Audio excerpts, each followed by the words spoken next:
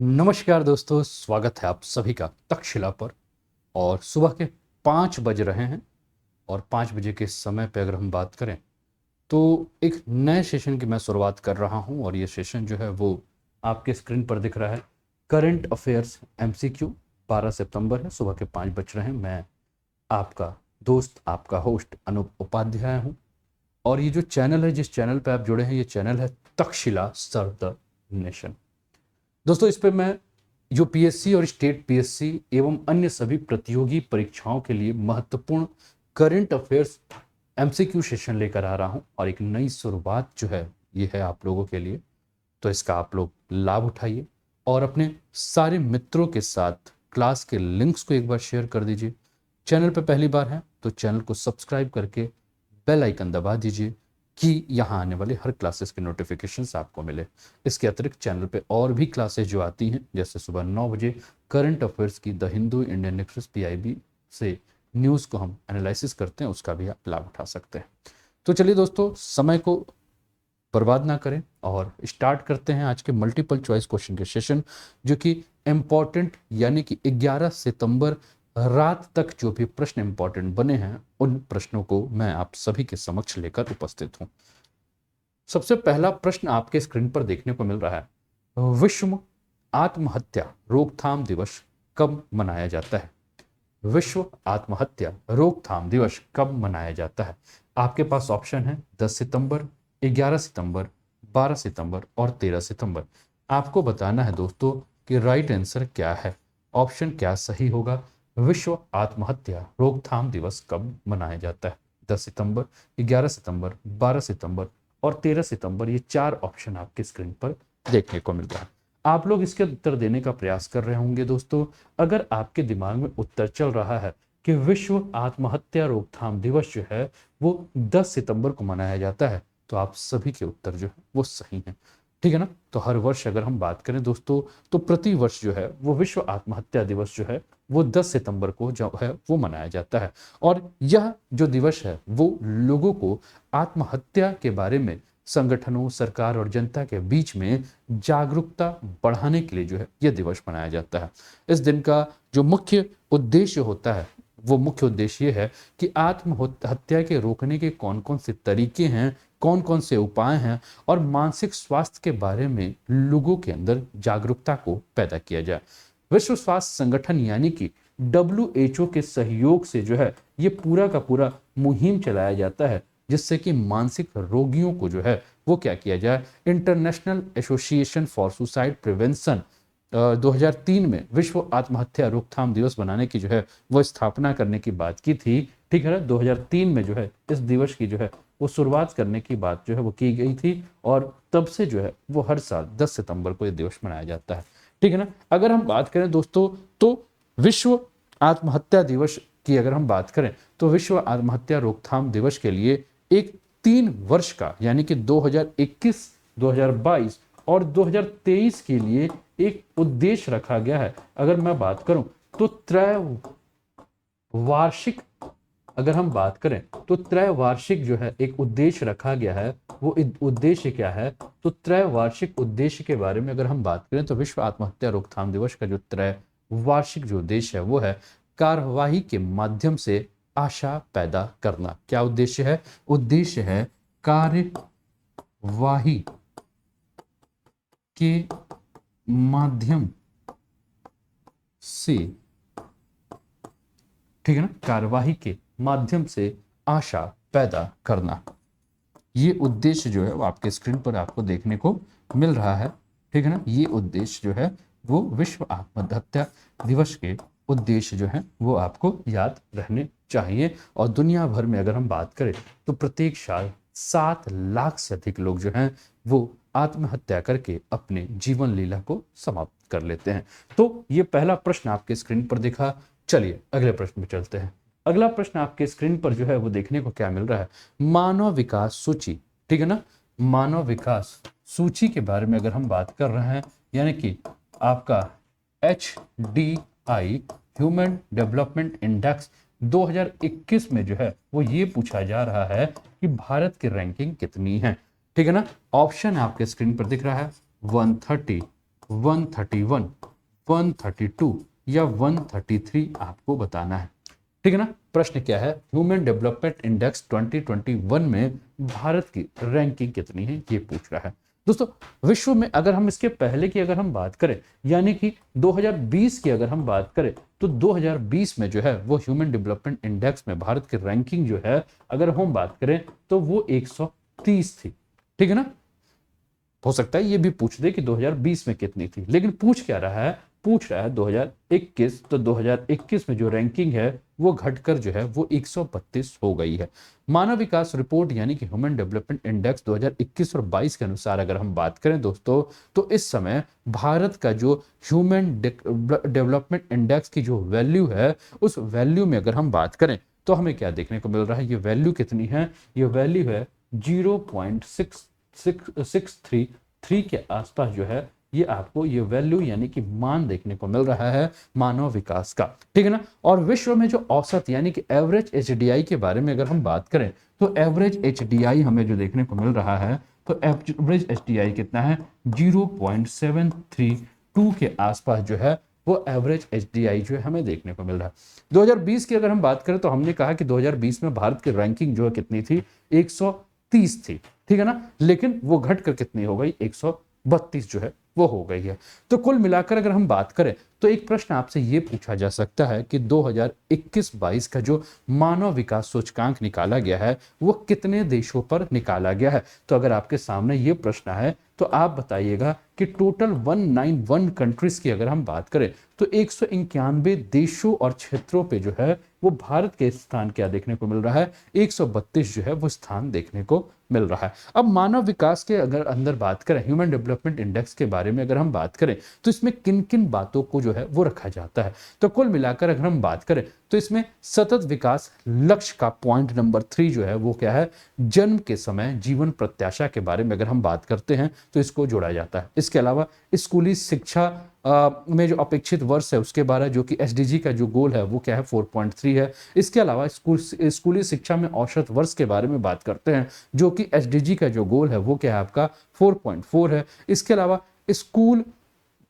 ठीक है ना, इसके अलावा अगर हम बात करें तो सकल राष्ट्रीय आय के बारे में बात करें या प्रति व्यक्ति आय के बारे में बात करें, इसको रखा जाता है। ठीक है ना। इसके अलावा आपकी स्क्रीन पर ये रिपोर्ट दिख रहा है, human development tracking global decline आपको देखने को मिल रहा है। आप क्या देख रहे हैं, 2021 में 132वां रैंक है, 2020 में 130वां रैंक है। ठीक है ना। अगर इंडिया का अगर हम एचडीआई वैल्यू की बात करें तो 0.633 दिख रहा है, वर्ल्ड का एचडीआई वैल्यू 0.732 दिख रहा है। टॉप 5 कंट्रीज की बात करें तो स्विट्जरलैंड जो है सबसे ऊपर है, फिर नॉर्वे है, फिर आपका आइसलैंड है। ठीक है। फिर उसके बाद अगर हम बात करें तो हांगकांग है और ऑस्ट्रेलिया है। बॉटम से अगर हम बात करें तो सबसे खराब स्थिति आपको बुरुंडी की दिख रही है। ठीक है। फिर इसके बाद अगर हम बात करें तो आपका नाइजर, चाड, साउथ सूडान की दिख रहा है। अगर हम भारत के पड़ोसी देशों की बात करें तो भारत के पड़ोसी देशों की स्थिति की अगर हम बात करें तो हम क्या देख सकते हैं कि भारत से जो बेहतर स्थिति देखने को मिल रही है तो श्रीलंका 73वें पर, 79 पर चाइना, 127 पे भूटान, 129 पे बांग्लादेश और इंडिया जो है वो आपको 132वें नंबर पे देखने को मिल रहा है। इंडिया के बाद नेपाल और पाकिस्तान की स्थिति जो है वो देखने को मिल रही है। ठीक है ना। 4 इंडिकेटर्स क्या क्या हैं, तो life opportunity, expected year of schooling, ठीक है ना, मीन ईयर्स ऑफ स्कूलिंग और आपका जीएनआई की अगर हम बात करें, सकल राष्ट्रीय आय की बात करें तो इसके अंतर्गत जो है इसको इंक्लूड किया जाता है। अगला प्रश्न आपके स्क्रीन पर दोस्तों ये रहा, भाला फेंक खिलाड़ी नीरज चोपड़ा है ना, स्विट्जरलैंड में ज्यूरिख डायमंड लीग फाइनल में कितनी दूरी तक इन्होंने भाला फेंका था। ऑप्शन है 88.44 मीटर, दूसरा ऑप्शन है 88.97 मीटर, तीसरा ऑप्शन है 86.78 मीटर और चौथा ऑप्शन है 85.90 मीटर। आपको बताना है कि राइट आंसर क्या है। ठीक है ना। भाला फेंक खिलाड़ी नीरज चोपड़ा स्विट्जरलैंड में ज्यूरिख डायमंड लीग फाइनल में इन्होंने कितने दूर तक जो है वो भाला फेंका था, ये आपको ये प्रश्न देखने को मिल रहा है। दोस्तों जिनके दिमाग में ये पहला ऑप्शन है 88.44 यानी कि 88.44 मीटर इन्होंने जो है नीरज चोपड़ा ने जो है स्विट्जरलैंड के ज्यूरिख डायमंड लीग में भाला फेंका है, वो सभी के उत्तर जो है वो सही हैं। तो 88.44 मीटर की दूरी पर जो है इन्होंने क्या किया था, अपने दूसरे थ्रो में इन्होंने डायमंड लीग ट्रॉफी जो है वो जीती थी। चेक गणराज्य के जो है इनका नाम क्या है, चेक गणराज्य के हैं जिनका नाम अगर हम बात करें तो इनका नाम जो है वो है जेकब वॉल्ड लेब्स, ठीक है ना। कहाँ के रहने वाले हैं, चेक गणराज्य के। और चेक गणराज्य के इनका जो नाम मैंने बताया, नाम क्या है, नाम है जो इनका, एक सेकंड मैं यहाँ लिख दे रहा हूँ, चेक गणराज्य के जो है वो जेकब, ठीक है ना, वाल रेब्स जो है, अगर इनके बारे में अगर हम बात करें तो चेकअप वॉलरेप्स के बारे में अगर हम बात कर रहे हैं तो ये 86.94 मीटर के बारे में अगर हम बात करें तो 86.94 मीटर जो है इन्होंने भाला फेंका था। और ये सेकंड पोजीशन में जो है वो देखने को मिल रहे थे, फर्स्ट पोजीशन में भारत के जो है नीरज चोपड़ा आपको देखने को मिले हैं। जर्मनी की अगर हम बात करें तो जर्मनी के जो आपके भाला फेंकने वाले थे उनका नाम था जूलियन वेबर, जो कि तीसरे स्थान पर थे और वो 83.73 मीटर जो है इन्होंने भाला फेंका। तो भारत से आपके नीरज चोपड़ा, चेक गणराज्य से जैकब पॉलरेज, और तीसरा जो आपको देखने को मिल रहा है वो कहां से देखने को मिल रहा है, जर्मनी से आपको देखने को मिल रहे हैं। और जर्मन से कौन है, जूलियन वेबर जो है ये आपको देखने को मिल रहे हैं। जूलियन वेबर जो हैं वो आपके तीसरे पोजीशन पे हैं, जिन्होंने 83 पॉइंट के बाद अगर हम बात करें तो 83.73 मीटर तक जो है इन्होंने भाला फेंका था, ये हमें देखने को मिल रहा है, ठीक है ना। अब इसके अलावा अगर हम बात करें दोस्तों तो नीरज चोपड़ा के बारे में आप जानते ही कि नीरज चोपड़ा जो हैं वो टोक्यो ओलंपिक में स्वर्ण पदक विजेता जो हैं वो भाला फेंक के खिलाड़ी हैं, ठीक है ना। चलिए आगे बढ़ते हैं। अगला प्रश्न आपके स्क्रीन पर दिख रहा है, पीएम मोदी ने हाल ही में गुजरात के किस शहर के साइंस सिटी में केंद्र राज्य विज्ञान सम्मेलन का उद्घाटन किया। ऑप्शन है सूरत, अहमदाबाद, गांधीनगर या जामनगर, ठीक है ना। आपको बताना है कि प्रधानमंत्री मोदी ने हाल ही में गुजरात के किस शहर के साइंस सिटी में केंद्र राज्य विज्ञान सम्मेलन का उद्घाटन किया। सूरत, अहमदाबाद, गांधीनगर और जामनगर। आपको सही उत्तर बताना है दोस्तों। और कैसा लग रहा है प्रश्न जरूर बताइएगा, है ना। अपने विचार जो है जरूर दीजिएगा। अगर क्लासेस पसंद आ रही है तो इस क्लासेस को अपने मित्रों के साथ जरूर से जरूर शेयर कीजिए। और चैनल पे पहली बार है तो चैनल पे सब्सक्राइब करके बेल आइकन दबा दीजिए। ये क्लासेस सभी प्रतियोगी परीक्षाओं के लिए जो है बहुत ज़्यादा इंपॉर्टेंट है, तो इनको भी इसके बारे में जो है वो जानकारी जरूर दीजिए। तो दोस्तों जिन्होंने कहा कि इसका उत्तर जो है वो आपको क्या बताना है, इसका उत्तर सही उत्तर बताना है, तो जिन्होंने कहा अहमदाबाद वो सभी के उत्तर जो है वो सही हैं। और प्रधानमंत्री मोदी जी की अगर हम बात करें तो अभी हाल फिलहाल की बात करें तो 10 सितंबर 2022 को इन्होंने क्या किया कि गुजरात के अहमदाबाद में साइंस सिटी में केंद्र राज्य विज्ञान सम्मेलन का जो है उद्घाटन किया। कुल मिलाकर अगर हम बात करें दोस्तों तो ये पूरा का पूरा 2 दिवसीय सम्मेलन था, जिसमें देश भर के एक मजबूत विज्ञान, प्रौद्योगिकी और नवाचार पारिस्थितिकी तंत्र के निर्माण के लिए जो है वो केंद्र राज्य समन्वय को जो है वो मजबूत करने पर पूरा का पूरा काम हो रहा था। इसमें अगर हम बात करें तो केंद्रीय गृह मंत्री अमित शाह जो है वो 11 सितंबर 2022 को जो है जब ये सम्मेलन समाप्त हुआ आपका, है ना, 10 को स्टार्ट हुआ, 11 को जो समाप्त हुआ, तो सम्मेलन की समाप्ति पर जो है वो वहां शामिल हुए। 2 दिवसीय सम्मेलन में अगर हम बात करें तो 10 सितंबर जिसको शुरुआत जो है वो मोदी जी ने की और इसकी समाप्ति की घोषणा जो है अमित शाह के द्वारा की गई साइंस सिटी अहमदाबाद में। और इसमें STI विजन 2047 जो है उसमें की बात क्या की गई है कि रिसर्च एंड डेवलपमेंट आपको करना है निजी क्षेत्र के में, जिससे कि निवेश को यानी कि इन्वेस्टमेंट को जो है वो क्या किया जाए, दुगना कर दिया जाए, डबल किया जाए, ठीक है ना, जिससे लोगों को आय को बढ़ाने में जो है वो मदद मिलेगी, ठीक है। अगला प्रश्न आपके स्क्रीन पर आपको देखने को मिल रहा है। अगला प्रश्न है, वर्ष के किस माह में अंतरराष्ट्रीय पॉलीसिस्टिक ओवरी सिंड्रोम जागरूकता माह के रूप में मनाया जाता है। आपको बताना है कि राइट आंसर क्या है। सितंबर के महीने में, जुलाई के महीने में, है ना, आपको बताना है मेरे दोस्त कि राइट आंसर क्या है। सितंबर के महीने में, जुलाई के महीने में, अक्टूबर के महीने में या नवंबर के महीने में आपको बताना है कि कब वर्ष के किस माह में अंतरराष्ट्रीय polycystic ovary syndrome, polycystic ovary syndrome को अगर हम बात करें तो नॉर्मल आप क्या जानते हैं, इसको PCOS के नाम से आप जान रहे हैं। PCOS जो है वो आपका राइट आंसर है। मतलब माफ कीजिएगा, PCOS जो है वो इसका शॉर्ट फॉर्म है, पॉलीसिस्टिक ओवरी सिंड्रोम। तो दोस्तों जिनका भी उत्तर दिमाग में ये आ रहा होगा कि सितंबर, वो सभी के उत्तर जो है वो सही हैं। और सितंबर में जो है वो अंतर्राष्ट्रीय पॉलीसिस्टिक ओवरी सिंड्रोम जागरूकता दिवस जो है मनाया जाता है। अब पॉलीसिस्टिक अगर हम बात कर रहे हैं पॉलिसिस्टिक ओवरी सिंड्रोम, जिसको कि हम पीसीओएस कह रहे हैं, तो ये क्या है, महिलाओं में होने वाला एक हार्मोनल विकार है। और ये महिला बांझपन के लिए अगर हम बात करें तो सबसे महत्वपूर्ण कारण भी है। यह अनुवांशिक, और अनुवांशिक के कारण अगर हम बात करें तो इन्वायरमेंटल फैक्टर भी जो है इसके लिए बहुत ज़्यादा रिस्पॉन्सिबल है। ऐसा कहा जाता है कि विश्व में हर 10 में से तीसरी या चौथी महिला ऐसी होती है जो कि पीसीओएस से जो है वो क्या करती है, सफर करती रहती है, पीड़ित होती है। यह स्वस्थ महिलाओं में क्या करता है, उसके मासिक धर्म को 15वें दिन में जो है उसके आसपास जो है वो अंडाशय को क्या करता है, अंडाशय से अंडा निकालता है।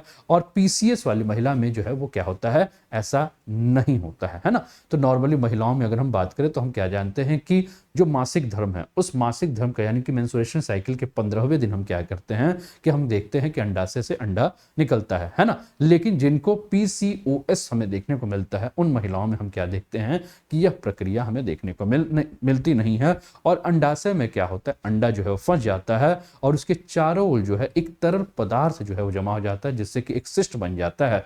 और समय के साथ कई सिस्ट बन जाते हैं, जिससे कि बीमारी किस चीज की होती है, बीमारी होती है पॉलीसिस्टिक ओवरी सिंड्रोम, जिसको कि पीसीओएस के नाम से जाना जाता है। अब पीसीओएस के बारे में और भी सामान्य लक्षण के बारे में बात करें तो पीसीओएस से ग्रसित जो भी महिला होती है, उससे सामान्य लक्षण क्या होता है, तो अनियमित या अनुपस्थित माहवारी, अतिरिक्त एंड्रोजन यानी कि उच्च टेस्टोस्टेरोन और एंड्रोस्टेनिडियोन स्तर, अंडाशय पर एकाधिक सिस्ट हमें देखने को मिलता है।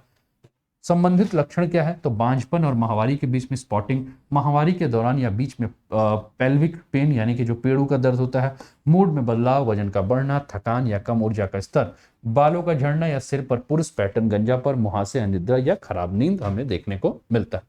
अगला प्रश्न आपके स्क्रीन पर आपको देखने को मिलता है, देखने को मिल रहा है। प्रश्न क्या है, श्री नारायण गुरु की 168वीं, ठीक है ना, 168 168वीं जयंती कब मनाई गई? 10 सितंबर को, 11 सितंबर को, 12 सितंबर को और 13 सितंबर को आपको बताना है कि राइट आंसर क्या है, ठीक है ना।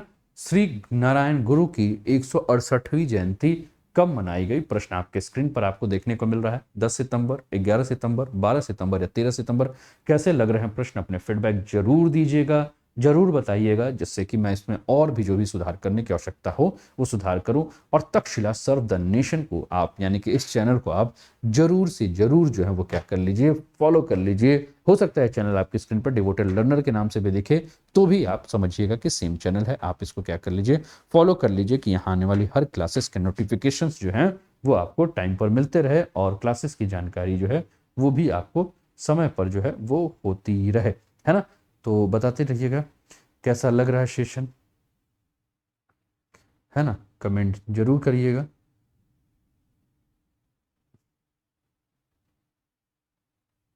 ठीक है, कमेंट जरूर करिएगा।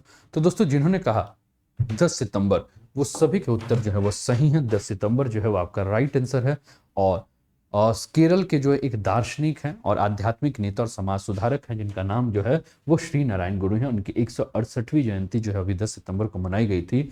और यह, इनके बारे में अगर हम बात करें तो इनके बारे में हम क्या कह सकते हैं कि ये क्या थे, मैंने कहा कि केरल के रहने वाले जो थे वो क्या थे, ये दार्शनिक थे, है ना। केरल के दार्शनिक के अलावा अगर हम बात करें तो आध्यात्मिक नेता और समाज सुधारक हमें देखने को मिल रहे हैं। ये आध्यात्मिक नेता, समाज सुधारक जो हैं वो थे, ठीक है ना। अब इनके बारे में अगर हम बात कर रहे हैं तो हम क्या कह रहे हैं, ये जाति प्रथा के विरोधी थे, यानी कि इन्होंने जाति प्रथा का जो है वो काफी ज्यादा से ज्यादा जो है वो विरोध किया था। और आध्यात्मिक ज्ञान के बारे में अगर हम बात करें तो आध्यात्मिक ज्ञान को जो है वो बढ़ावा देने के क्षेत्र में काम कर रहे थे। इनके जन्म के बारे में अगर हम बात करें तो हम क्या देख रहे हैं कि इनका जन्म जो है वो 22 अगस्त के बारे में अगर हम बात करें तो 22 अगस्त 1856 में जो है वो केरल के तिरुवनंतपुरम में जो है इनका जन्म जो है वो देखने को मिल रहा था। और केरल के तिरुवनंतपुरम में एक गांव है जिसका नाम जो है वो चेम्पा झांथी गांव था, यहाँ इनका जन्म हमें देखने को मिल रहा था।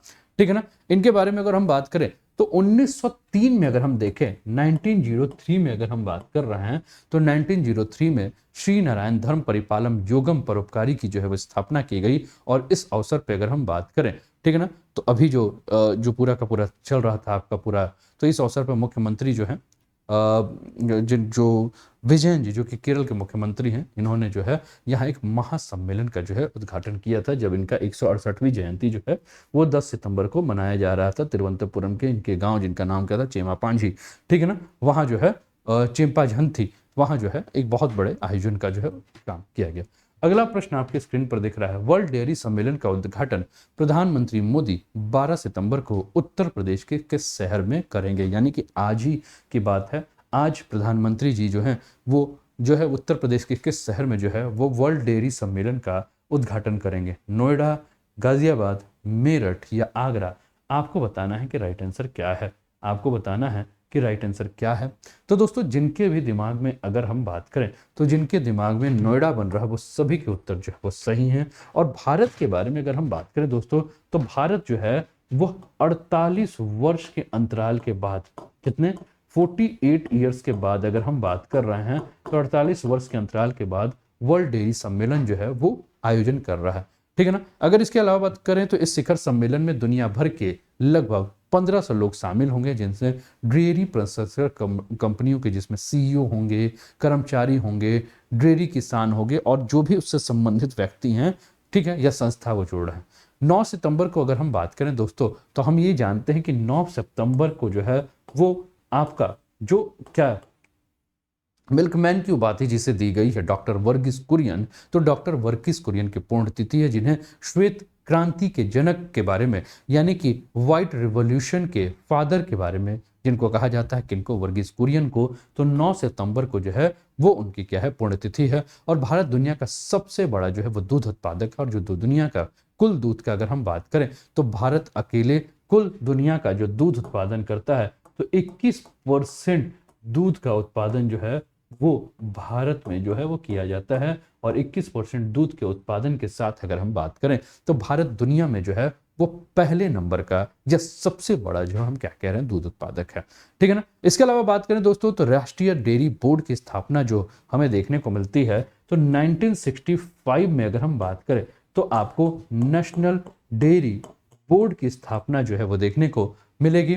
और गुजरात में पूर्व प्रधानमंत्री, जिनके बारे में आप जानते हैं, लाल बहादुर शास्त्री जी के मार्गदर्शन में जो इसकी स्थापना की गई थी, और इसके पहले अध्यक्ष जो थे एनडीबी के, जिनका जन्म 9 सितंबर को हुआ था, वो कौन थे, वर्गीस कुरियन जो थे, वो आपके पहले जो है वो एनडीबी के यानी कि नेशनल डेयरी बोर्ड के जो है वो अध्यक्ष हमें देखने को मिलते हैं। डेयरी सहकारी समितियों के आनंद पैटर्न का निर्माण समर्थन के लिए क्या किया गया था, ऑपरेशन फ्लड जो है वो देश भर में जो है वो चलाया गया था। ठीक है ना। एक बात और भी अगर हम बात करें, ठीक है ना, तो हम क्या देख रहे हैं कि अगर एक प्रश्न आपसे ये भी पूछ सकता है कि भारत में औसतन दूध का जो खपत होता प्रति व्यक्ति कितना है, तो दोस्तों 1970 में अगर हम बात करें तो एवरेज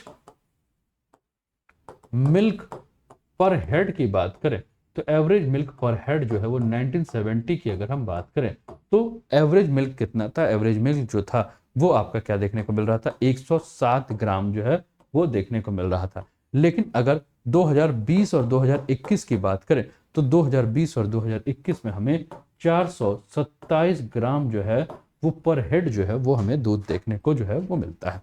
ठीक है, आगे बढ़ते हैं। अगला प्रश्न आपके स्क्रीन पर क्या देखने को मिल रहा है, किस विदेशी सेना ने हाल ही में गोगरा हॉट स्प्रिंग से हटने की प्रक्रिया शुरू कर दी है, नेपाल, चीन, पाकिस्तान या भूटान? आपको बताना है दोस्तों कि राइट आंसर क्या है। ठीक है ना। कौन सा ऐसा देश है जो कि गोगरा हॉट स्प्रिंग से हटने की प्रक्रिया की शुरुआत की है, नेपाल, चीन, पाकिस्तान, भूटान? आपके दिमाग में अगर चाइना उत्तर आया है दोस्तों, तो बिल्कुल आपका चाइना उत्तर जो है वो सही है। और पूर्वी लद्दाख के क्षेत्र में आप देखेंगे तो पूर्वी लद्दाख के क्षेत्र में आपको गोगरा हॉट स्प्रिंग नजर आएगा, जहां अभी भारत एवं चीन की सेनाओं की बात करें तो दोनों के बीच में जो है वो काफ़ी जो है वो चर्चाएं चली, और भारत और चीन के बीच में जब चर्चा चली तो दोनों ने ये कहा कि देखिए आने वाले 12 सितंबर यानी कि आज के दिन, जिस दिन आप क्लास देख रहे हैं, 12 सितंबर की अगर हम बात करें तो दोनों ने कहा कि दोनों जो है वो हटने की प्रक्रिया में जो है वो क्या करेंगे, अपने यहाँ शुरू कर देंगे कि गोगरा हॉट स्प्रिंग से जो है वो जो है इन दोनों की सेनाएं जो हट गए। गोगरा हॉट स्प्रिंग के बारे में बात करें दोस्तों तो ये आपका पेट्रोलिंग पॉइंट 15 पर भारतीय और चीनी सेना जो है वो पिछले 2 साल से जो है वो क्या है, गतिरोध की स्थिति उत्पन्न हो गई है। मई 2020 में हमने देखा था कि दोनों सेनाओं के बीच में जो है वो झड़प हुई थी और जानमाल की भी हमें क्षति देखने को मिली है। ठीक है, तो कोशिश ये किया गया है कि दोनों के दोनों पक्ष जो है वो चरणबद्ध तरीके से जो है वो पीछे हटे और जो उनका प्रमाणित क्षेत्र है उसी प्रमाणित क्षेत्र में जो है वो अपने सेनाओं की तैनाती करे। ठीक है ना, ठीक है। इसके अलावा अगर हम बात करें दोस्तों तो भारत और चीन जो है पैंगोंग से जो आपका झील है उसके उत्तरी और दक्षिणी तटों पे अगर हम बात करें तो PP14, PP15 और PP17A सहित कई क्षेत्रों पे जो है वो हम क्या देख चुके हैं कि जितने भी आपके ऐसे पॉइंट्स थे जहां तनाव थे वहां से भी हम देखते हट गए हैं। ठीक है ना, तो ये हमें देखने को जो है वो मिल रहा है। अगला प्रश्न आपके स्क्रीन पर आपको क्या देखने को मिल रहा है, अगला प्रश्न आपके स्क्रीन पर देखने को मिल रहा है, ओडिशा सरकार ने छत से जलभृत तक कृत्रिम रूप से जल का सामुदायिक दोहन और संचयन योजना किस नाम से शुरू की है? ऑप्शन है छट्टा, जलभृत, वर्षा जल भंडारण या जल रोको। आपको बताना है दोस्तों कि राइट आंसर क्या है। उड़ीसा सरकार ने जो एक योजना की है, उड़ीसा सरकार ने छत से जलभृत तक कृत्रिम रूप से जल सामुदायिक दोहन और संचयन योजना किस नाम से शुरू की है? दोस्तों जिन्होंने कहा छट्टा वो सभी के उत्तर जो है वो सही है, और उड़ीसा जल संसाधन विभाग ने जो है वो जैसे छत को ही शब्द को क्या कर दिया गया है, छट्टा नाम दे दिया है कि जिसमें जलभृत तक जो है वो कृत्रिम रूप से वर्षा जल को जो है वो सामुदायिक दोहन और संचयन की जो है योजना बनाई गई है, और राज्य मंत्रिमंडल ने 270 करोड़ के परिव्यय के साथ जो है इस योजना की शुरुआत की है, जिसका उद्देश्य क्या है कि उड़ीसा के क्षेत्र में जो भूजल का स्तर जो घट रहा है उसको क्या किया जाए, फिर से जो है इस योजना के माध्यम से जो है वो ठीक किया जाए। ठीक है ना, चलिए आगे बढ़ते हैं। अगला प्रश्न आपको देखने को मिल रहा है, प्रश्न है हाल ही में किसे मानव अधिकारों के लिए संयुक्त राष्ट्र का नया उच्चायुक्त नियुक्त किया गया है? Antonio Guterres, Volker Turk, Michelle Bachelet या अरुण सिन्हा? आपको बताना है कि राइट आंसर क्या है। हाल ही में किसे मानव अधिकारों के लिए संयुक्त राष्ट्र का नया उच्चायुक्त नियुक्त किया गया है? Antonio Guterres, Volker Turk, Michelle Bachelet या अरुण सिन्हा? ठीक है, तो कैसा लग रहा है सेशन दोस्तों? चैनल को अभी तक सब्सक्राइब नहीं किया है तो चैनल को सब्सक्राइब करके बेल आइकन दबा दीजिए, और अपने दोस्तों को भी जो है वो क्लासेस के लिंक्स को शेयर कर दीजिए कि वो भी क्लासेस का लाभ उठाएं। करंट अफेयर्स मल्टीपल चॉइस का क्वेश्चन है, वो किसी भी प्रतियोगी परीक्षा के लिए, यूपीएससी हो, स्टेट पीएससी हो या कोई भी अन्य प्रतियोगी परीक्षा हो, उन सभी के लिए क्लासेस जो है बहुत ज़्यादा इंपॉर्टेंट है। तो आप इनके साथ इस क्लासेस के लिंक्स को जो है शेयर कीजिए। दोस्तों जिन्होंने कहा वोल्कर तुर्क वो सभी के उत्तर जो है वो सही है। आपके स्क्रीन पर जो है वो वोल्कर तुर्क जो है वो आपको नजर आ रहा है। वोल्कर तुर्क जो है उनको मानव अधिकारों के लिए संयुक्त राष्ट्र का जो है वो नया उच्चायुक्त नियुक्त किया गया है। ठीक है ना, और इनकी नियुक्ति जो है वो संयुक्त राष्ट्र महासचिव एंटोनियो गुटेरस के द्वारा जो की गई है। वी तुर्क के बारे में अगर हम बात करें, वोल्कर तुर्क के बारे में अगर हम बात करें दोस्तों, तो इन्होंने चिली के मिशेल बचलैट का स्थान लिया है, जिनका 4 साल का कार्यकाल जो है वो 31 अगस्त को समाप्त हो गया है। इससे पहले संयुक्त राष्ट्र शरणार्थियों, United nation human right commission की सुरक्षा के लिए सहायक के उच्चायुक्त पद पर ये पहले से भी काम कर रहे थे। ठीक है ना, तो ये आपको वोल्कर तुर्क जो है देखने को मिल रहा है। तो ये दोस्तों ये रहा आज का सेशन करंट अफेयर्स MCQ 12 सितंबर सुबह 5 बजे का। हम इस सेशन को फिर 13 सितंबर सुबह 5 बजे लेकर आपके सामने उपस्थित होंगे, लेकिन करंट अफेयर्स की क्लासेस आज अभी 9 बजे हम आपके साथ मिलेंगे, उसको जरूर ज्वाइन कीजिएगा। और चैनल को आप लोगों ने अभी तक सब्सक्राइब नहीं किया तो सब्सक्राइब कर दीजिए। PDF के लिए दोस्तों ये तक्षशिला का ऐप आप डाउनलोड कीजिए। लोगों को ध्यान रखिएगा, वीडियो को लाइक और शेयर भी कर दीजिए, ज़्यादा से ज़्यादा लोगों तक इसको पहुंचाइए, और कैसा लगा सेशन जरूर बताइएगा। चलिए मिलते हैं फिर 9 बजे आपके साथ नए सेशन में, नई क्लास में, जहां the Hindu, Indian express, PIB को हम बढ़िया से एनालाइज करेंगे, जो कि आप UPSC, स्टेट PSC या अन्य किसी प्रतियोगी परीक्षाओं के लिए भी आप उसका यूज कर सकते हैं। इसके अलावा अगर आप किसी परीक्षा की तैयारी नहीं भी कर रहे हैं तो मात्र जानकारी के लिए भी जो है वो आप सेशन को सुन सकते हैं। तो अपना ध्यान रखिए, स्वस्थ रहिए, मस्त रहिए, तंदुरुस्त रहिए। जय हिंद, जय भारत।